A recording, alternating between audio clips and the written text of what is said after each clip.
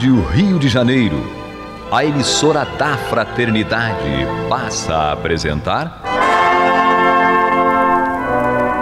Luz na Penumbra, programa que leva ao seu coração a mensagem da doutrina espírita.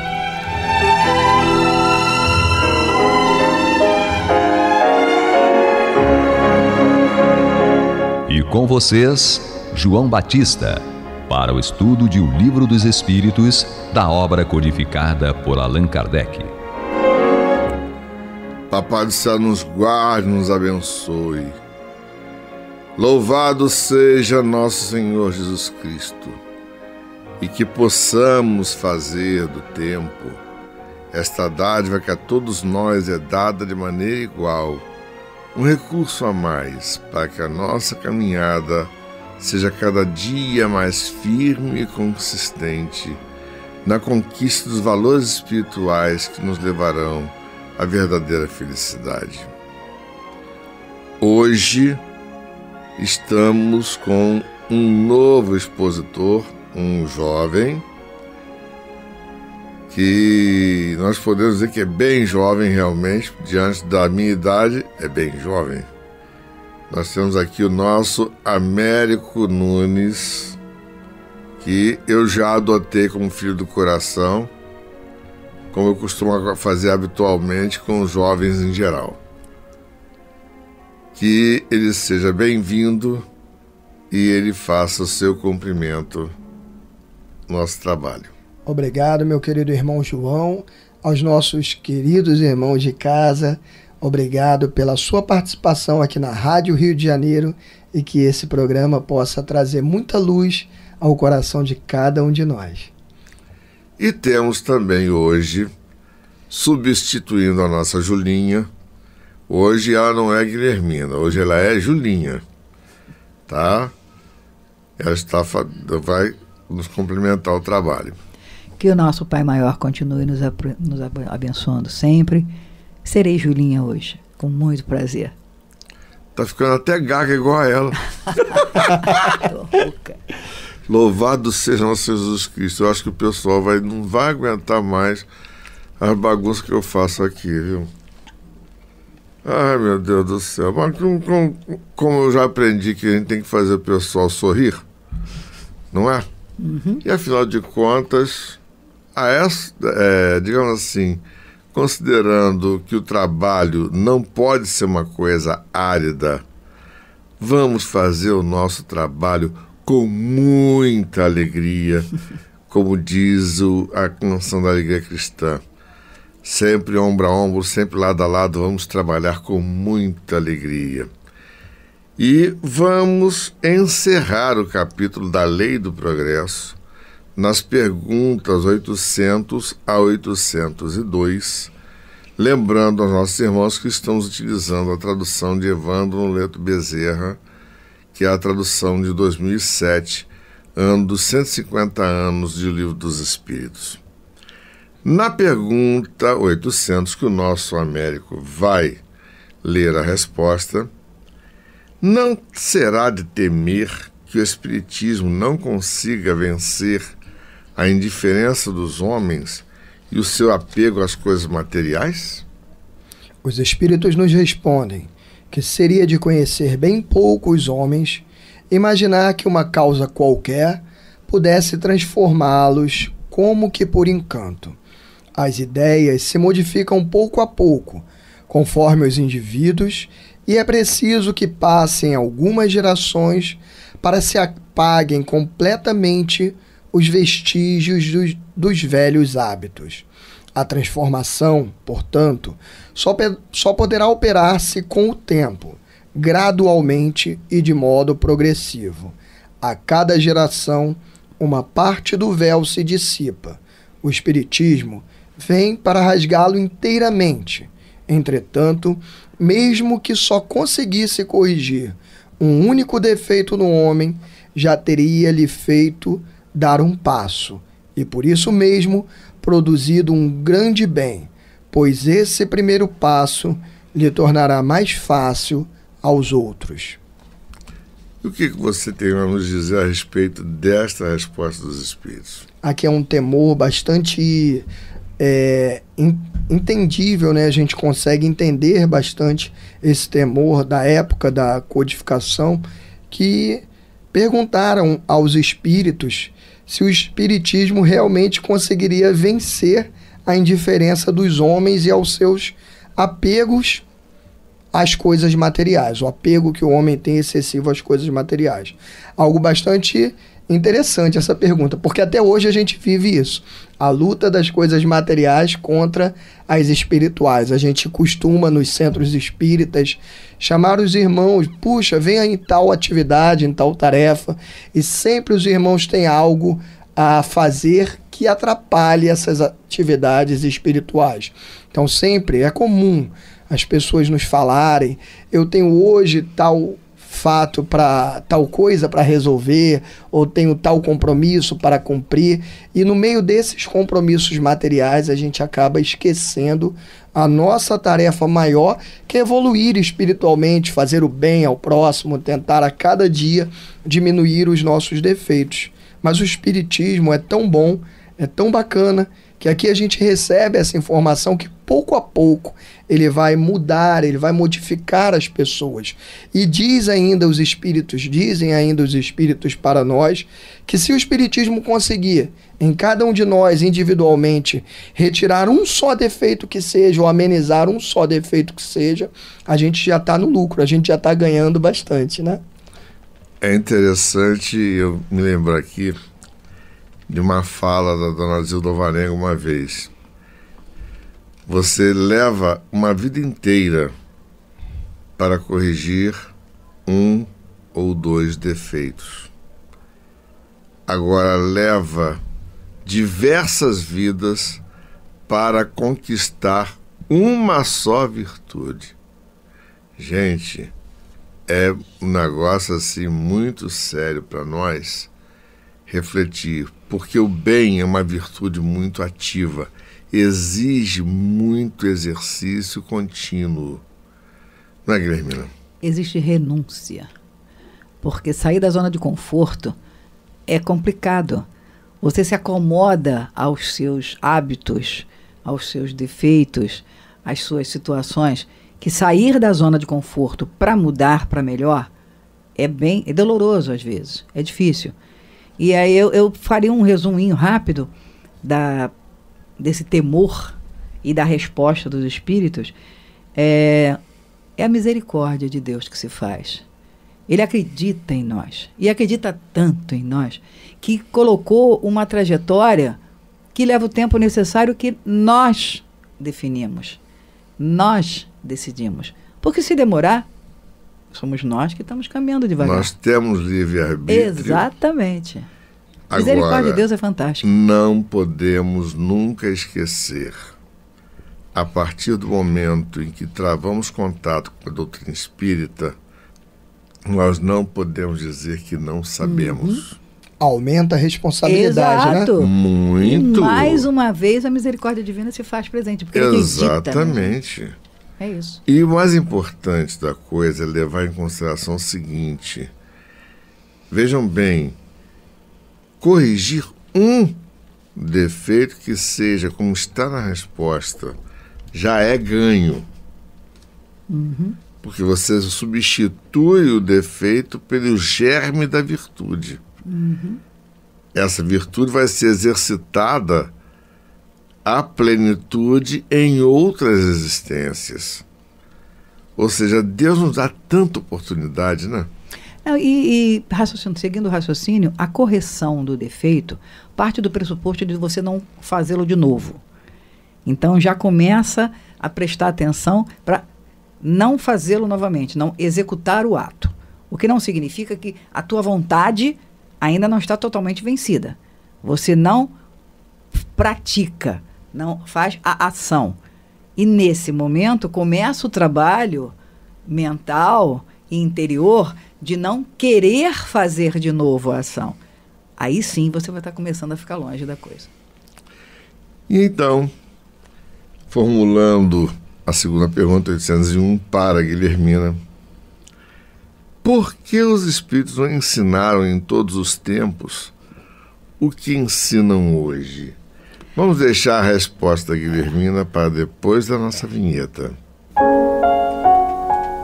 Você está ouvindo pela Rádio Rio de Janeiro o programa Luz na Penumbra, com estudo de O Livro dos Espíritos, na apresentação de João Batista. Então, Guilhermina, o que você nos diz? Os Espíritos nos respondem o seguinte: não ensinais às crianças o que ensinais aos adultos, e não dais ao recém-nascido um alimento que ele não possa digerir. Cada coisa tem seu tempo. Eles não ensinaram muitas coisas que os homens não compreenderam ou desfiguraram, mas que podem compreender agora. Por meio de seus ensinos, mesmo incompletos, prepararam o terreno para receber a semente que agora começa a frutificar. E o exemplo é clássico. Você não vai dar feijoada para um bebê que nasceu ontem. Não só ele não conseguirá mastigar, digerir, como compreender e gostar. E com o tempo, com o passar do tempo, os ensinamentos foram feitos lentos e graduais. Você começa ensinando um bebê a balbuciar. Depois ele vai compreender o como comenta, como é que forma as palavras, como é que ele forma o raciocínio e como ele vai transmitir a ideia dele através de pequenas frases que vão aumentando a complexidade e tal, até que vira um orador importante. E isso é mais ou menos o que está aqui. Por meio dos ensinos, preparam o terreno devagarzinho para que um dia nós cheguemos lá. Américo. Nossa irmã foi muito feliz nas suas colocações. Eu acho que talvez acrescentaria a palavra responsabilidade. Sim. À medida que nós vamos crescendo, isso a gente pode fazer um paralelo, como a irmã falou, com a nossa evolução desde criancinha, né? O pai não dá ao filho a mesma responsabilidade que ele dá em cada uma das fases da sua vida. Ela não é igual para cada uma das fases. Então, quando ele tem lá a criancinha de 4 anos, ele dá uma determinada responsabilidade. Quando ela faz 6 anos, ele já dá a responsabilidade de ter que ir para a escola, estudar, fazer as suas tarefas de casa. E assim vão aumentando as responsabilidades à medida que nós nos preparamos para ter aquela responsabilidade, que nós temos maturidade para aquilo. Então, se os espíritos, como fala aqui, tivessem nos trazido esses ensinamentos prematuramente, muito provavelmente para nada teriam servido. Aliás, muito provavelmente é o que nós entendemos, mas eles sabiam o que estavam fazendo. Então, eles tinham a certeza absoluta que o momento propício era esse momento, seria esse momento em que os ensinamentos foram trazidos. Exato. Não é à toa que Jesus disse que enviaria o Consolador. O Consolador veio num momento que historicamente estava pronta a humanidade para poder recebê-lo. Existe um historiador espírita chamado Pinheiro Guimarães, que ele analisa exatamente o processo de eclosão do espiritismo dentro da humanidade e as diversas épocas da humanidade desde a vinda de Jesus. E ele analisa mostrando que se os médiuns que surgiram na época de Kardec e próprio Kardec e os fenômenos espíritas tivessem ocorrido na alta Idade Média, por exemplo, volta do ano 1000, 1100, por aí, haveria fogueiras enormes queimando essas pessoas que praticassem isso. E ainda aconteceu em 1862 o Auto de Fé de Barcelona, que queimou livros espíritas, já que não podiam queimar Kardec. Então, nós percebemos que as coisas vêm de acordo com o seu próprio tempo, porque vêm de acordo com a maturidade da própria humanidade. Na Idade Média, os indivíduos andavam armados até os dentes no meio da rua, todo o tempo. Até mesmo um camponês tinha pelo menos uma pequena faca para poder se defender dos animais selvagens. Ou seja, todo mundo andava armado normalmente. Já na época de Kardec, o próprio Kardec refere isso, quando fala do duelo. Eram comuns os duelos, né? Era um ponto de honra, né? Exatamente. Mas ele diz que no momento atual, ninguém anda armado no meio da rua à toa. Momento atual dele. No momento dele, daquela época. Hoje, por exemplo, uma espada hoje é um símbolo apenas do traje de galo do militar. E as armas que o militar utiliza em sua atividade profissional somente são usadas quando ele está em operações da sua atividade, seja como policial, seja como militar, seja como for. Ou seja, nós sabemos que hoje já vivemos uma outra realidade bem diferente. Ainda há muito a corrigir? Há. Mas o mais importante é que o terreno que foi preparado pelos espíritos agora já está sendo arroteado há mais de 150 anos. Não podemos esquecer disso. E aí vamos encerrar o nosso trabalho com a pergunta 802, que o Américo vai ler a resposta dos espíritos e vai analisar. Visto que o espiritismo deve marcar um progresso na humanidade, por que os espíritos não apressam esse progresso por meio de manifestações tão generalizadas e evidentes que pudessem convencer até os mais incrédulos? Os espíritos nos respondem: desejarias milagres, mas Deus os semeia em abundância diante dos vossos passos, embora ainda haja homens que os neguem. Conseguiu, porventura, o próprio Cristo convencer os seus contemporâneos com os prodígios que realizou? Não. Não vedes hoje alguns homens que negam os fatos mais evidentes que se passam sobre os seus olhos? Não há os que dizem que não acreditariam mesmo que vissem? Não é por meio de prodígios que Deus quer conduzir os homens em sua bondade.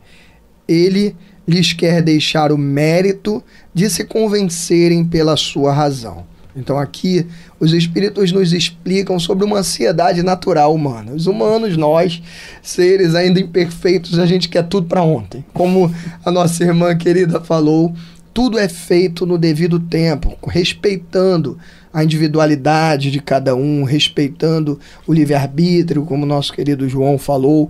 Então nós é que somos ansiosos, nós vivemos querendo que tudo aconteça hoje. Então nessa ansiedade natural do ser humano, queriam naquela época que os espíritos provocassem milagres, prodígios para tudo que é canto, para que todas as pessoas conseguissem logo, de imediato, acreditar no espiritismo, se entregar ao espiritismo. E ele traz aqui para a gente, os espíritos muito sabiamente trazem para a gente aqui o exemplo do próprio Cristo. Nem o próprio Cristo, com todos os milagres e prodígios que hoje a gente estuda no espiritismo, que não são milagres, prodígios, são manipulações naturais dos fluidos. Isso vai ficar para um outro programa com o nosso querido João, mas não deixem de assistir os próximos capítulos.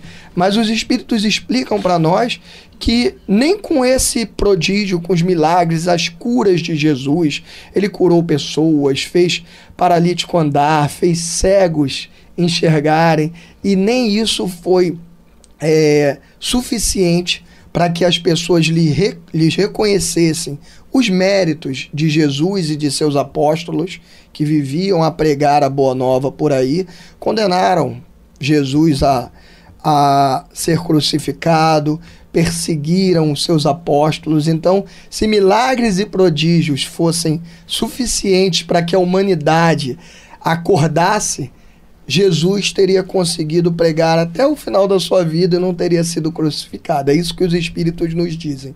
Então não adianta o espírito sair por aí batendo, levantando mesa. Hoje em dia, na época ainda era necessário, hoje cada dia menos necessário isso, porque na verdade o convencimento vem no interior de cada um de nós, fruto do estudo do dia a dia, e não pela vista de milagres, porque muitos vêm, mas como está dito aqui, vêm, mas fazem questão de, ainda vendo, não acreditarem. Raciocinando que cada um de nós tem uma trajetória própria, cada um de nós tem o teu tempo, o tempo próprio de cada um. E Deus é fantástico exatamente por isso, porque Ele nos dá as mesmas oportunidades, só que cada um caminha com as suas próprias pernas. Logo, aprende e desenvolve o raciocínio em cima daquilo que é capaz de fazer.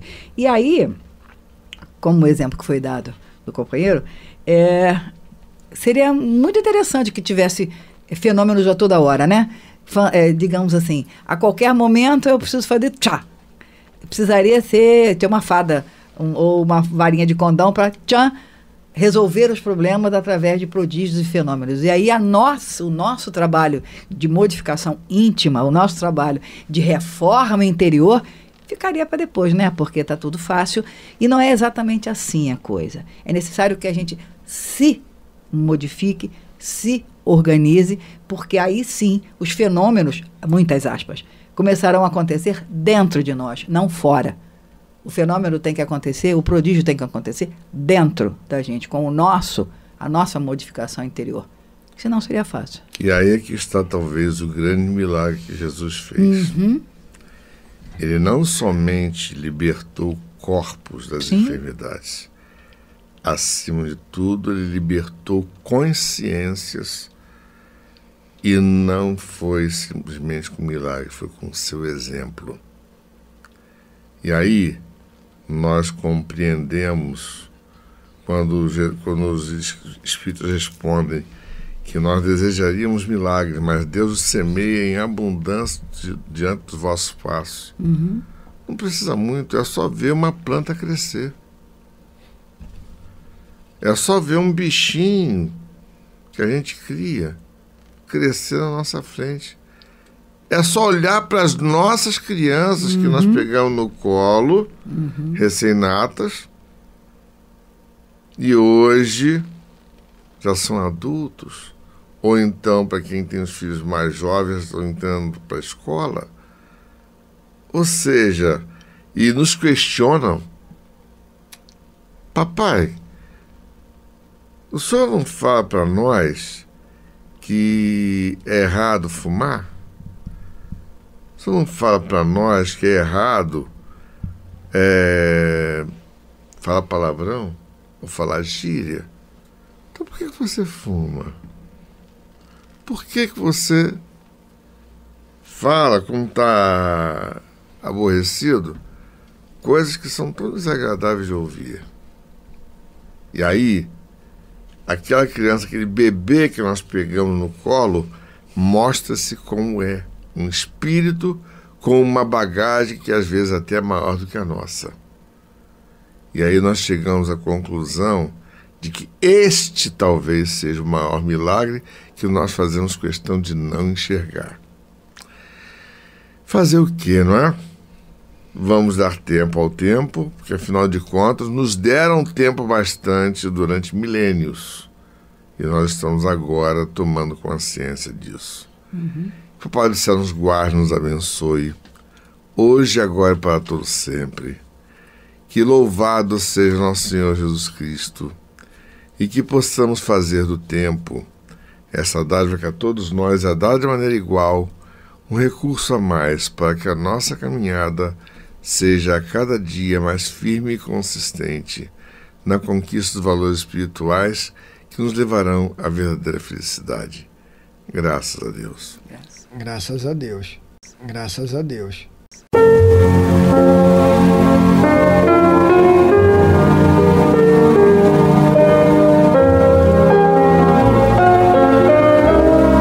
A Rádio Rio de Janeiro está levando ao seu lar e ao seu coração a mensagem consoladora da doutrina espírita, através do programa Luz na Penumbra.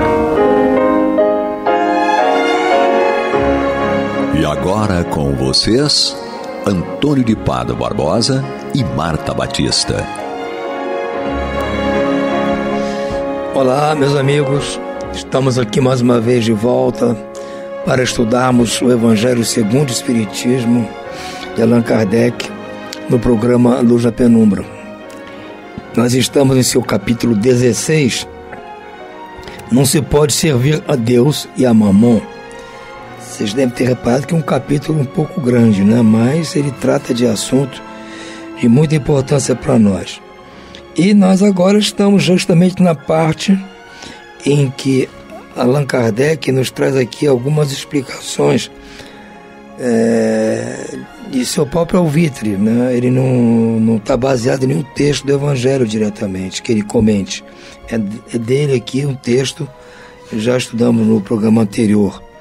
A utilidade providencial da riqueza, provas da riqueza e da miséria. E agora vamos estudar a desigualdade das riquezas. Então, não é uma mensagem de algum espírito, é um texto de próprio Allan Kardec. Ele resolveu ele mesmo estudar essa parte para nos trazer. E para nos brindar aqui com sua palavra, seu comentário, está aqui, como sempre, Marta Batista. E ambos nós vamos ser aqui amparados pelo Pablo na técnica. Tudo bem, Marta? Tudo bem, Antônio.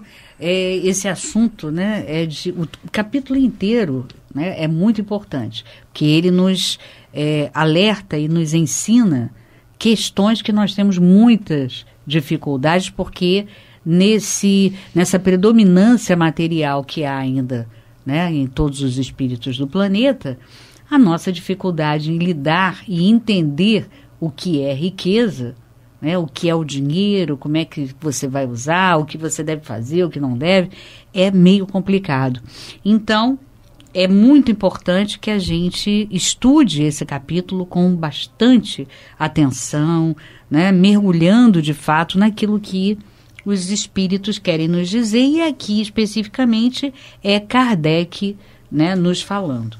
Ele vai falar sobre a desigualdade das riquezas. Poxa, é um assunto de uma importância, porque quem está com as riquezas muitas vezes entende de forma inadequada. E quem? Como deveriam administrá-la, né? E em razão da posse ou não dessa tal riqueza. E quem não está na posse da riqueza se sente prejudicado, né? Que são aqueles que estão na prova da pobreza. Então, a gente entender o porquê dessa desigualdade é muito importante para que a gente não acuse Deus de coisas que são equivocadas, né? Vamos, então, objetivar, né, destacando que a riqueza é um instrumento usado por Deus para encaminhar a humanidade ao progresso. Quer dizer, então, isso já vai mudando a figura, né? Porque as pessoas normalmente pensam que a riqueza é algo que elas receberam justamente porque são privilegiadas e especiais, e elas então vão fazer o que bem entenderem daquela riqueza. Geralmente usam de forma bastante pessoal e acham que não devem prestar contas dessa riqueza. Porque, olha, eu fui agraciado, né? Eu estou rico, na verdade eles falam que são ricos, né? Porque acham que aquilo é definitivo. E entender, né, esse objetivo, que é a riqueza ser um instrumento de progresso para todos nós, é muito importante, porque vai mudar totalmente o panorama. E entender que a desigualdade, né, na sua distribuição, ela decorre justamente da desigualdade de caracteres das pessoas, né? Ou seja, da inteligência, de como elas vão administrar e das necessidades também que os homens podem ter em relação à sua posse, né? A posse da riqueza. Quer dizer, então depende de como o homem a distribui, de como o homem entende e tem a sua relação com o dinheiro, e também de como ele vai se colocar em relação a essa posse. Então vamos ler o que Kardec nos fala e vamos aos poucos comentando. A desigualdade das riquezas é um desses problemas que se procuram resolver inutilmente quando se leva em consideração apenas a vida atual. Olha que fantástico, ele já começa nos dizendo, olha, se vocês acharem que só existe uma vida, que a vida é única, vocês não vão entender o porquê dessa desigualdade das riquezas, porque esse é o tema, né? É claro que nós vamos falar das riquezas propriamente ditas, vamos falar da pobreza, né, que é a contrapartida, e tudo isso girando em torno do eixo do tema principal, que é a desigualdade das riquezas. Então, por que todos os homens não são igualmente ricos? Essa é a grande pergunta, né, que surge na nossa mente e que nós nos perguntamos diariamente. E essa resposta só vai acontecer se você entender que não existe uma única vida, e sim que há multiplicidade das existências. Então ele segue. A primeira questão que se apresenta é esta: por que todos os homens não são igualmente ricos? Isso acontece por uma razão muito simples. É que os homens não são igualmente inteligentes, ativos e laboriosos para adquirir, nem sóbrios e previdentes para conservar. Então, isso é a primeira reflexão que a gente tem que fazer. Ah, mas não é possível, eu não sou uma pessoa assim, tão desprovida de inteligência, como é que pode? Se eu sou pobre, então ele está dizendo que eu não tenho nenhuma característica que vá me encaminhar para a riqueza. Na realidade, a gente vai desenvolvendo a nossa inteligência ao longo das existências, né? E, logicamente, que esse uso da riqueza já tivemos, talvez, em outras reencarnações, né? Já tivemos em vidas pregressas, mas talvez não tenhamos, às vezes até sabemos utilizar, né, a riqueza, mas na hora H fomos egoístas. Então a gente pensa que tem os caracteres, mas para ter os caracteres, na verdade, você tem que estar o máximo possível desprovido de egoísmo, que é justamente para você poder gerir aquela riqueza, ajudando, auxiliando o máximo possível de pessoas, auxiliando o teu próximo. Então, essa é uma boa gestão de riqueza. E muitas vezes somos inteligentes, somos descolados, como se diz na gíria, mas ainda estamos impregnados de egoísmo e, baseado nisso, fizemos má administração em outras existências. Então, ele segue dizendo que é preciso que a gente seja ativo, laborioso e inteligente, e que a gente seja sóbrio e previdente para conservar a riqueza. Quantos casos de pessoas que ganharam, inclusive, prêmios, né, loterias e às vezes até heranças, e essa pessoa ou essas pessoas depois perdem tudo. Por quê? Ah, não, mas eu sou inteligente, tá bom, mas pode ser inteligente, mas não foi previdente. Não foi previdente o suficiente, não foi sóbrio, né? Ou seja, aquela pessoa que se deslumbrou com a riqueza. Né? Me lembro até agora, me ocorreu um caso de um artista, né, de cinema, de Hollywood, que ainda está entre nós, é vivo, que ele foi uma das pessoas que perdeu uma grande fortuna, né? Porque, como todo artista em Hollywood, são muito ricos. Mas ele perdeu porque ele era extravagante demais. Entende? Extravagante, criava coisas absurdas, né? Como há pouco tempo nós vimos na televisão, né? A criação, mas aí foi uma criação artística de uma privada de ouro, maciço, né? Mas esse tipo de extravagância, logicamente, quando você observar, que nem uma outra artista que me ocorre agora, que comprou uma cidade, é evidente que perdeu tudo, né? Não deu para continuar. Então é o que ele diz, a pessoa tem que ser sóbria, né? Sóbria, usufruir, aproveitar, mas ser sóbrio. E agora ele vai trazer umas informações que nós devemos prestar muita atenção. Mesmo que nós não consigamos terminar este item hoje, porque eu acho que é bom a gente fazer com calma e aprofundar, ele vem dizendo algo que nós precisamos prestar muita atenção e é alvo de vários equívocos e de má compreensão.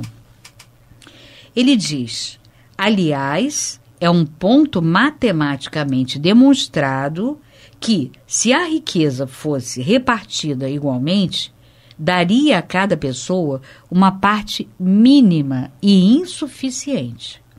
Que, supondo-se essa divisão realizada, o equilíbrio em pouco tempo seria rompido por causa da diferença de caracteres e de aptidões.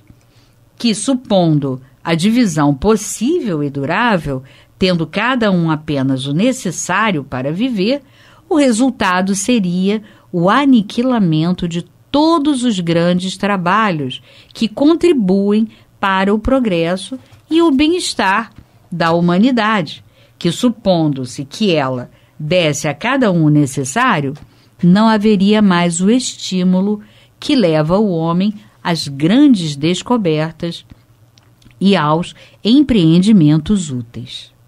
Se Deus concentra a fortuna em certos lugares, é para que dali ela se expanda em quantidades suficientes segundo as necessidades.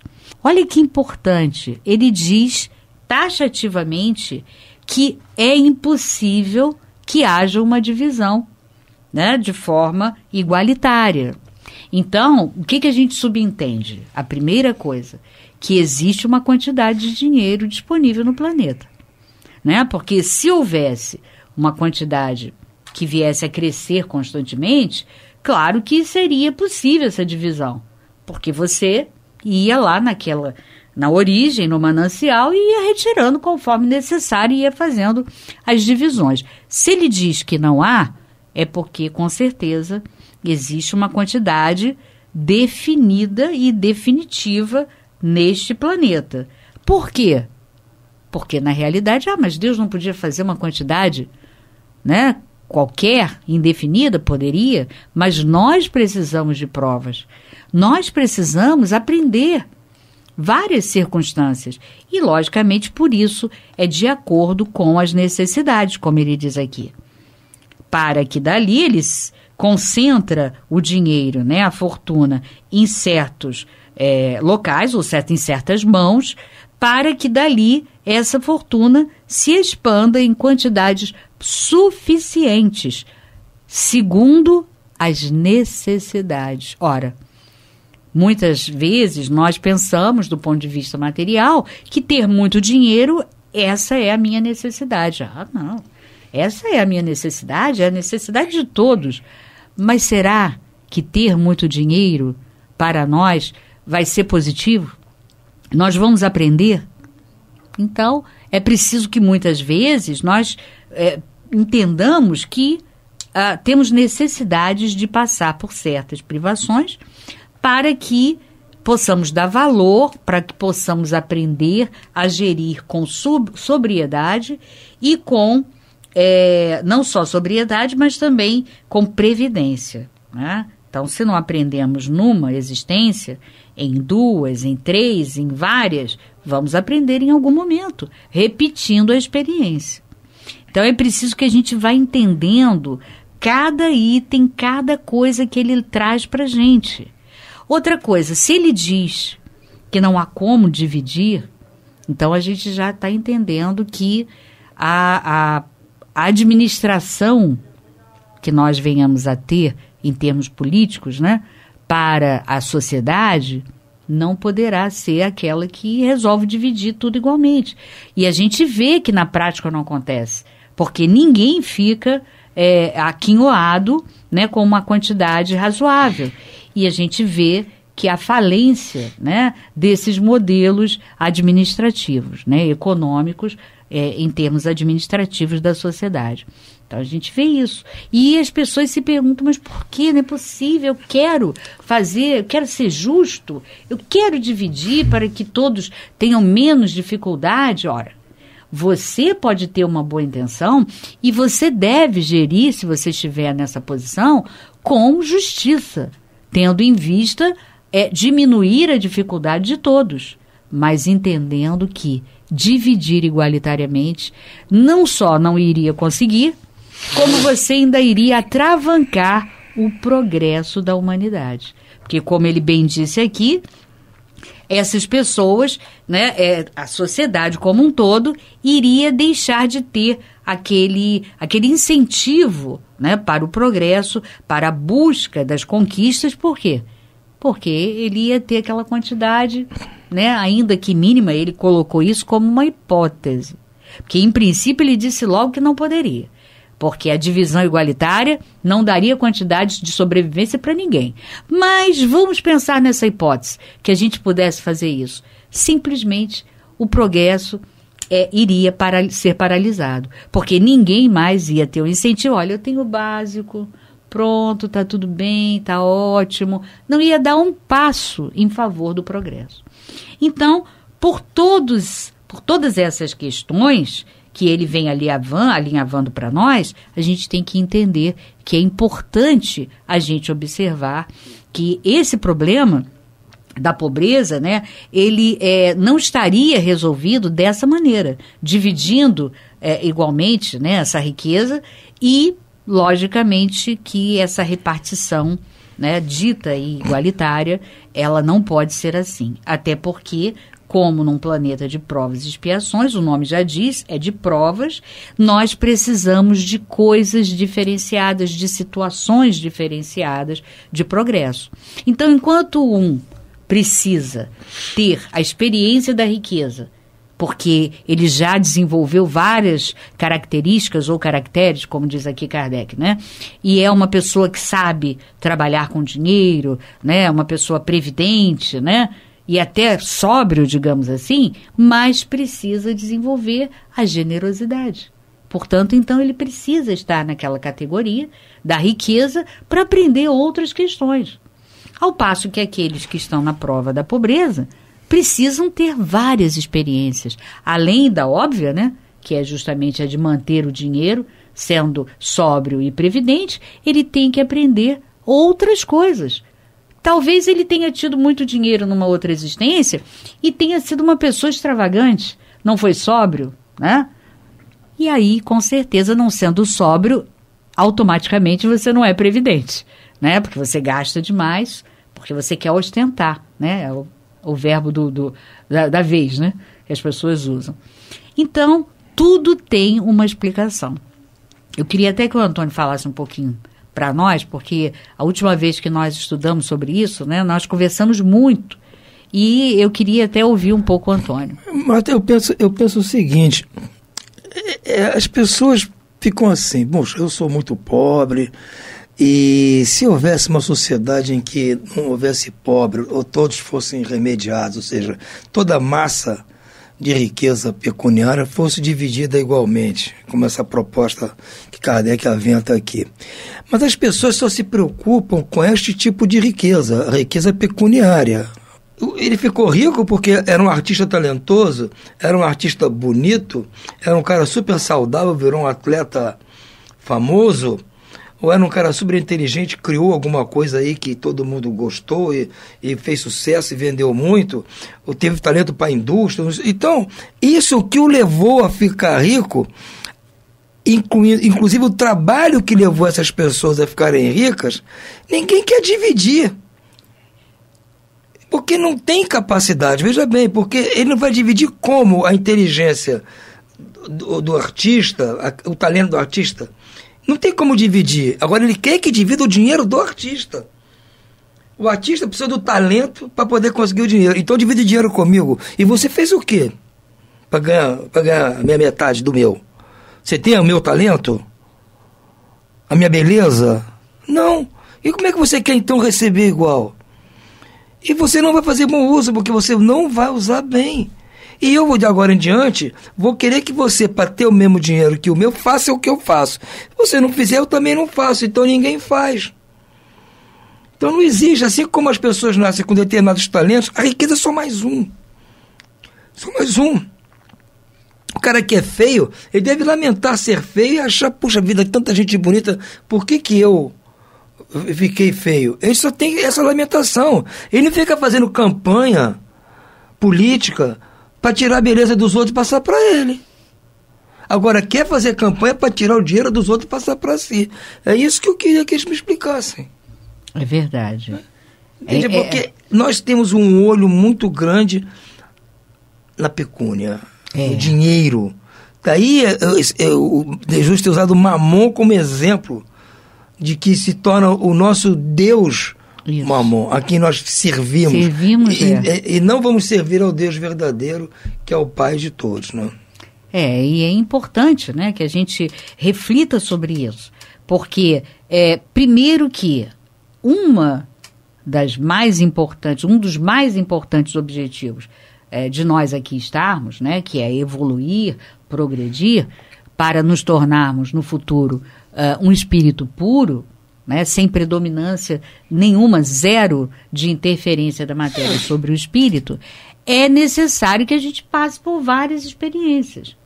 Mas é necessário que, para isso, na questão, né, da igualdade das riquezas, da questão das riquezas, da pobreza, enfim, de tudo que se relaciona com o material, é importante e fundamental que a gente entenda que nada disso é para que você somente usufrua de forma egoísta. É isso que é fundamental você entender. E essa felicidade também é importante você entender que ela não reside nessa riqueza, nessas questões materiais. Isso é fundamental também você entender. É porque o nosso objetivo não deve ser querer mexer com a riqueza acumulada das pessoas, seja ela pecuniária, seja de outras coisas que eu já acabei de citar. De caractere. O nosso objetivo é tentar fazer com que essas pessoas que detêm essas riquezas façam bom uso dessa riqueza. Por isso que Jesus disse, não se pode servir a Deus e a Mamon. Ele está dizendo, vocês têm que fazer um jeito de servir a Deus, usando para isso as riquezas que Mamon oferece. Usar as riquezas que Mamon oferece para o serviço de Deus. Ele não disse para ninguém largar as riquezas por simplesmente largar. Sim. Não tem, porque ele sabe que a humanidade precisa disso para se mover. Agora, se alguns têm mais que os outros e estão fazendo mau uso, vamos ensinar a esses esse mandamento de Jesus, que não se pode servir a Deus e a Mamon ao mesmo tempo.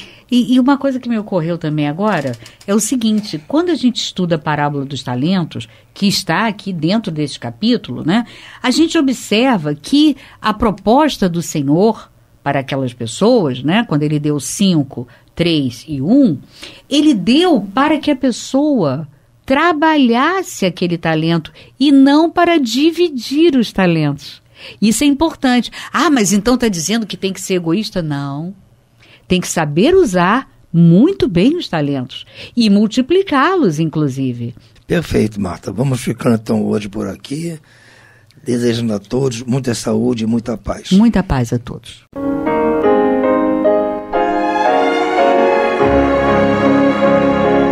E vamos ouvir agora a prece de encerramento de nosso programa, na voz de Geraldo de Aquino. Jesus, dá-nos coragem para a luta, piedade para os insultos e misericórdia para as injustiças e ingratidões. Limpa nossa alma de inveja e ambições mesquinhas, de ódio e de vingança o nosso caminho. E que dentro em pouco, ao recolher-nos de novo ao calor do nosso leito, para que o sono nos dê a paz e o esquecimento das tristezas humanas, possamos sentir, Senhor, no mais íntimo de nosso ser, a doçura indefinível do teu amor e a grandeza incomparável da tua divina presença. Que assim seja.